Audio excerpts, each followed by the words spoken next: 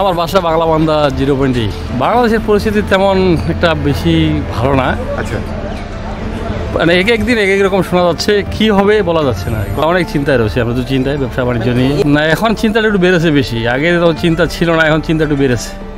আর দেশে কোন সময় কী হচ্ছে, মাঝে মধ্যে অবরোধ, রাস্তা দাবি নিয়ে আন্দোলন, এই নিয়ে